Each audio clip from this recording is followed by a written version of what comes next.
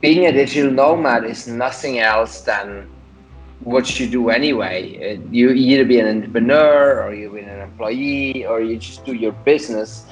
The only thing where we do different is like we do it local independent. That's pretty much what we do. And based on that, for myself, the journey started like 7 years ago. I'm originally from Switzerland, and I decided not to want to be attached to one place. So I started to build my companies and my businesses all along the way, and kind of like figured out how to make it happen online. But it was never really any big difference from what I do offline.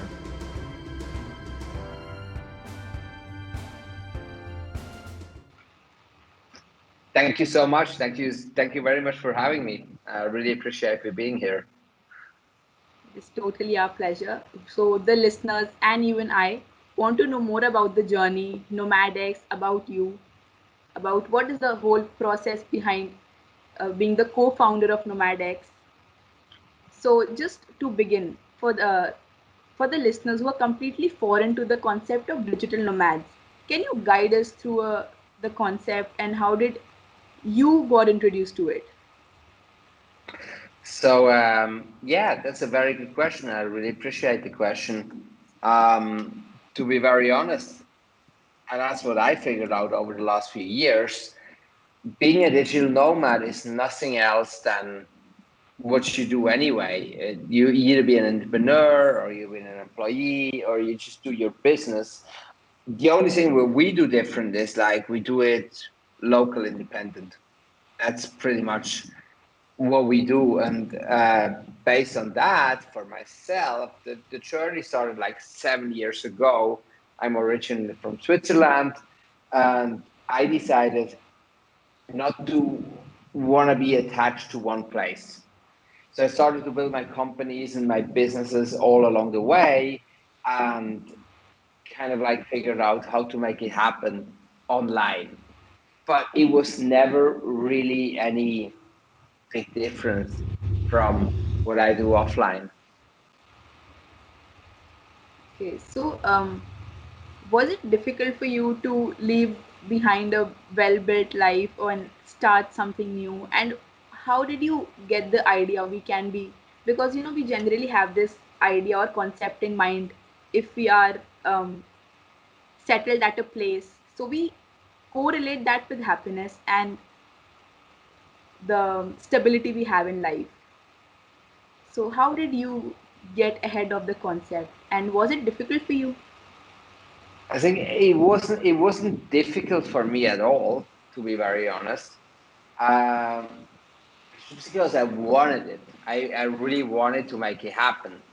And it is difficult in terms of that you live in a foreign country, that you have to deal with foreign rules and everything what goes along with, like I'm always like living on Bali as we do is a beautiful thing, but there is a lot of distraction.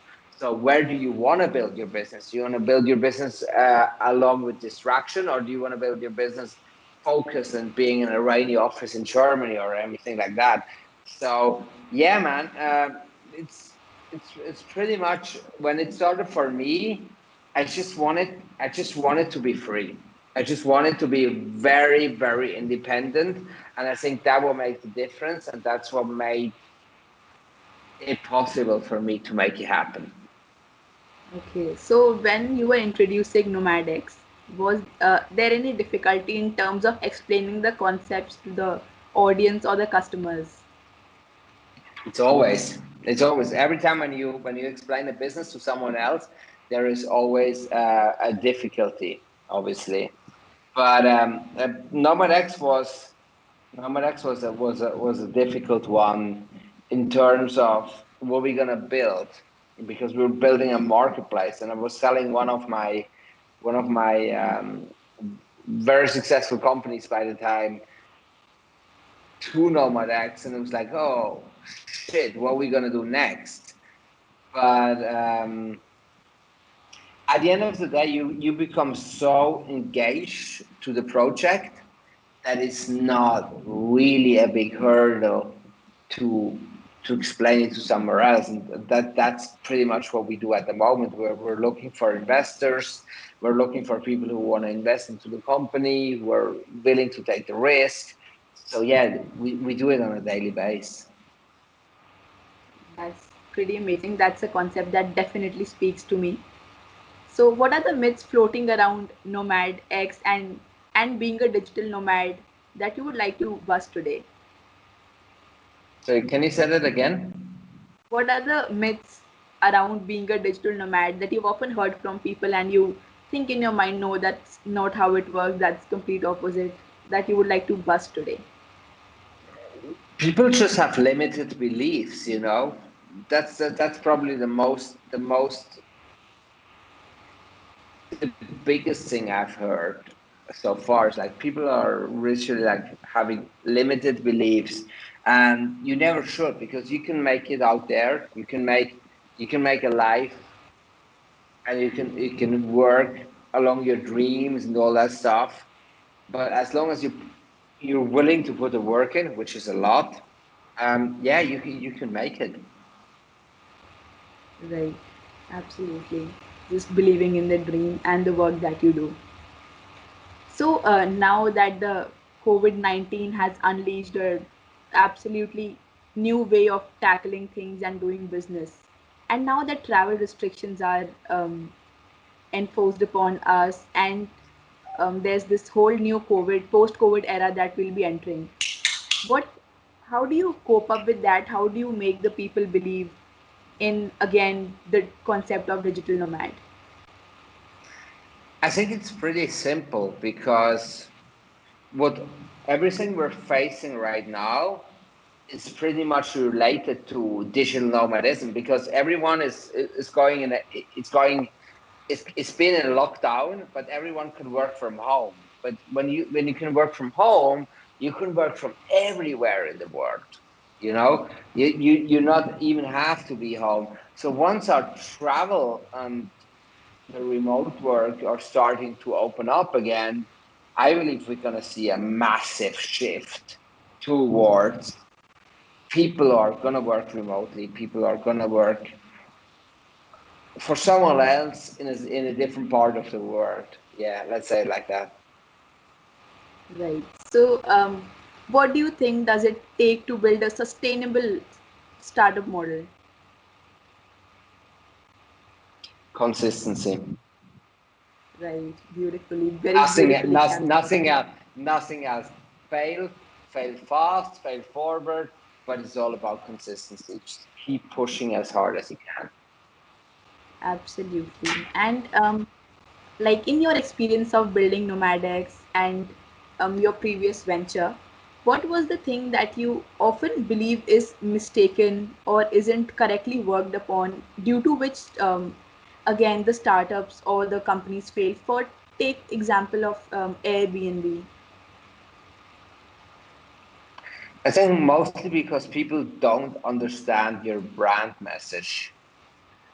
People are really confused what you're really doing, and I think that's the biggest hurdle, that's the biggest challenge, that we educate people on what do we actually do, who we are, what do we do, and keep it as simple as possible. It's like everything else in the world, just like keep it as simple as possible, and you're gonna be succeed once you have the achievement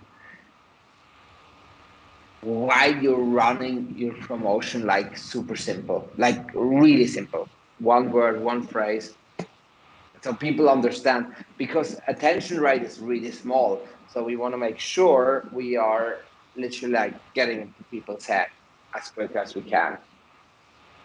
Absolutely.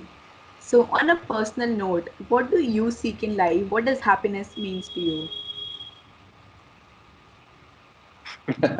I love that question. Happiness is right now. Happiness is happiness is, I know, after this interview I go for a barbecue with my fiance. I have my dogs here. I live close to the beach. I am financially independent. That's happiness. Yes. Right. So just being in the moment on and doing what you love, be it in personal or professional life. Always, always do what you fucking love. Make sure you get all your shit sorted. That's very important. And always, and that's probably something no one ever will tell you because it's not what we should talk about. But I think it's really important. Make always sure that you are financially don't have to worry. Right. As long as you don't have to worry financially, you can actually reach pure happiness. And I don't want to say you can't reach pure happiness without that, but make sure your shit works. Make sure all your businesses are working out. You don't have any concerns. You just get your shit done. You know what I mean? Absolutely. Financial stability is a factor that definitely determines Yeah, life and happiness. So, right now you are located in Bali, if I'm not wrong, right? So, what is that's the right. thing that you love about Bali? I love the palm trees. I love the weather. I love the people. I love the culture. And I also love, to be very honest, I love the living cost. To be very honest, I mean, like I can hear I live like a king. I live in my villa, I have my office, and it doesn't cost me anything because everything is so cheap. So yeah, I think it's like the overall experience. Right. And this is the question that I was most excited to talk about and ask you. What are those things that you've learned from traveling across the world to different countries, to different locations? This is a very good question. This is a very, very, very, very good question. I love the question. Um, I think that the most thing what I've learned from all my travels is we are all equal. You know, like we are all the same. It doesn't matter who you are, where you come from, or whatever the fuck you do. We are all on the same page. I appreciate you as much as I appreciate a multi-million dollar contact. I appreciate everyone. We're all human beings. So appreciation and everything what goes along with is what we should go for. And that's what I learned from my travel because we are all on the same planet. We're all on the same world and we should all appreciate each other. Yeah. Right. Beautiful. And what would be your message to the young people wanting to be a digital nomad, travel out to the world, but are too scared to leave the well settled life behind? Stop fucking care what other people think about you. Stop about that. Do your thing. Do your own and one and only thing. Stop thinking about what other people think about you because that's not going to bring you any further. Absolutely, that is so true. And was there any kind of constraint, say in financial terms or in professional terms, leaving the life behind while you started Digital Nomad? Always. I mean, we've been down to very, very massive downturns, but you always work your way up. I think that's kind of like part of the game. I remember like 3 years ago when I called my dad because I had this opportunity to speak on an international event in Germany, and I couldn't afford it to fly to Germany because I didn't have the money. I was like, I was asking my dad if he can pay for, and he did. And we went to that event and we spoke and we did a massive show and everything was super cool. And then we made a shitload of money in the back end. Don't be scared. Money just comes and goes as waves. Everything in life, just it will. Absolutely. And I read one of your Facebook posts through which you um, announced that you will be having Gary to talk to the community. Damn. Yeah. So, can you tell me how did you make that happen? To all the hustlers and Gary fans listening to this. I cannot.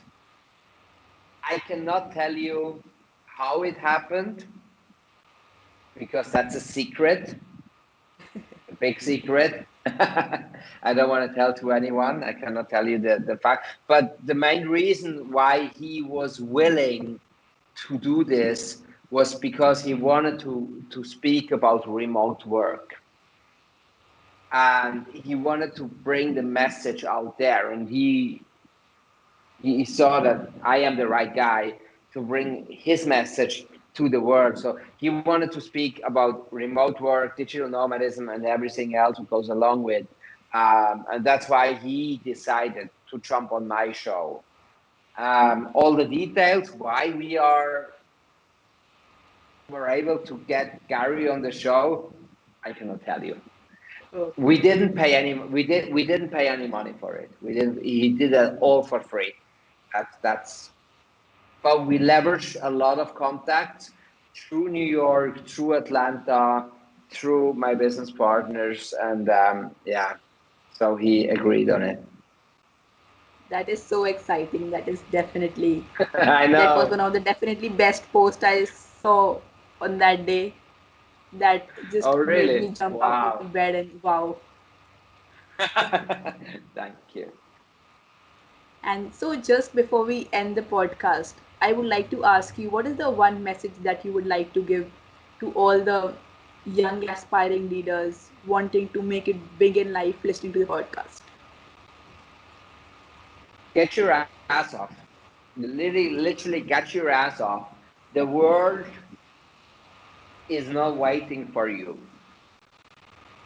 Like it's like literally like, and it's not about it's literally not about who you know, it's about who knows you. So get your ass off and make shit happen. Because in the world we're living right now, you have to stand up and you have to make shit happen. That's the most important thing. And you can always find excuses, you can always find reasons why shit is not happening, but fuck that. Just go and make shit happen. If you want to really change your life and be different, the time is now. Absolutely, and that is such a strong message. Get your ass working and get shit done. Yeah. And uh, thank you for being with us today. Thank you for sharing all the nomadics, little insights, and of being a digital nomad and sharing the experience as a whole. And you you have definitely added value to the lives of the listeners. And just one last question before we wrap up the podcast. Um, which all countries have you expanded Nomad X, and how does someone reach out to you? So because of the current situation, we're still Europe based with Nomadics. So most of our properties are based in Europe, mainly Portugal. If you want to reach out to me, it's Oli Nold on Facebook. It's around remote around the world on IG, and it's Oli Nold on LinkedIn. And drop me a message. I'm super happy and super keen to help all of you and hopefully to connect with all of you. Perfect. Just one last thing to ask out of curiosity. Do you have any plans of expanding Nomadics to India or any part of Asia? Definitely, definitely. definitely. 100%. I want to come with Nomadics. I want to expand it to Asia for sure, which was the plan before Corona took everything over. We want to bring to Bali, Chiang Mai, and then from my personal experience, because I've been in India for a long time, we want to also bring it to a few Indian countries as well because we love you guys. And as soon as we see a light at the end of the tunnel and we see where we can go next, we will be there. Yes, for sure.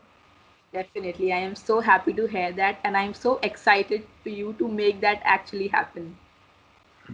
We will. You. Yes. So, thank you for being with Awesome. us today. Thank you for the time. It was great talking to you.